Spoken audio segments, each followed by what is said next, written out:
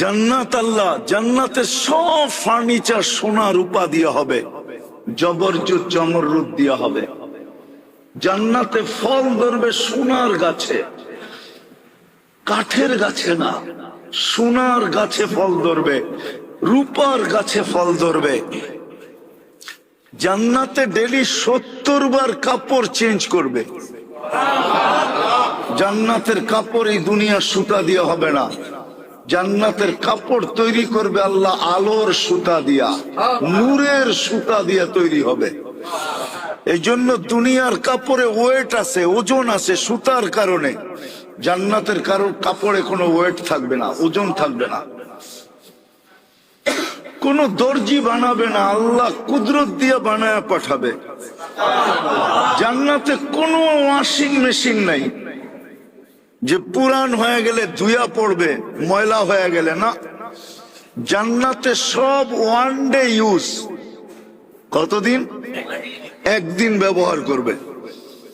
এই জন্য জান্নাতে পুরান আলমারির কোনো, পুরান কাপড়ের কোনো আলমারি নাই। যাও এই মহল্লায়, প্রত্যেকটা বাড়ি ভরা আছে শুধু পুরান কাপড় দিয়া, একজনেও নতুন কাপড় বাইর করে দেখাইতে পারবে না। যার আলমারির থেকে বাহির হবে, কি বাহির হবে?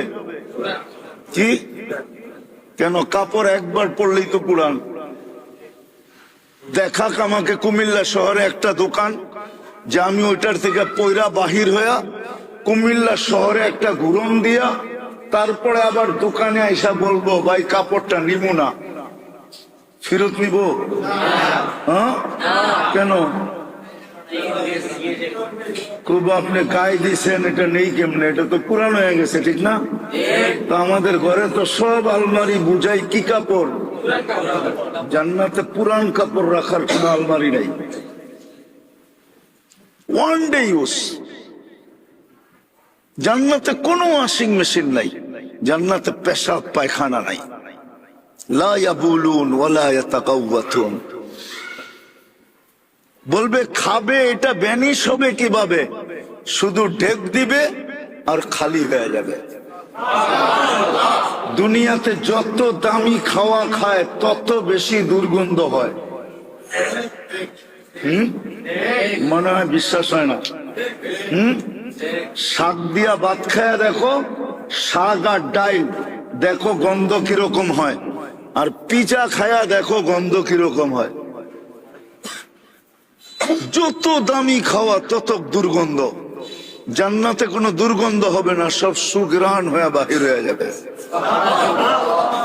এক এক বৈঠকে 70,000 প্লেট খাবে,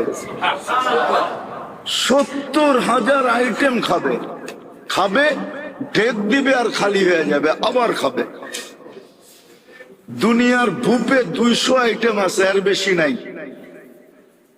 দুনিয়ার বুফে যাও না তোমরা ঢাকায় বুফে খাইতে? না কুমিল্লায় আছে? কোন জায়গায়? ও, আমি মনে হয় একবার খাইছিলাম, নামায় দিছিল আমাকে। গ্রিনল্যান্ড আগে খাওয়াইতো, গ্রিনল্যান্ড এখনো আছে। বেশি আইটেম নাই, কিন্তু আমি বিদেশে দেখছি 200 আইটেম পর্যন্ত গুনছি। কেননা ওইখানে লবণও একটা আইটেম, কাঁচা মরিচও একটা আইটেম, পেঁয়াজও একটা আইটেম, দইনা পাতাও একটা আইটেম, শশাও একটা আইটেম। এগুলা মিলায়া হবে 200 আইটেম। আর তোমার জান্নাতের বুফে থাকবে 70,000 আইটেম। 70,000 আইটেম থাকবে। কোন বাবুর্চি পাক করবে না, আল্লাহ কুদরত দিয়ে পাক করবে। কুদরত দিয়ে। কুদরতের পাক বোঝো? কি মনে হয় কুদরতের পাক বোঝো নাই? বুঝছো? তোমাকে আমাকে কি দিয়া বানাইছে? কুদরত দিয়া বানাইছে, কুদরত দিয়া। কুদরতির হাতের ছোঁয়া দিয়া বানাইছে, নাইলে এক ফোঁটা পানি এত সুন্দর হয় কি করে?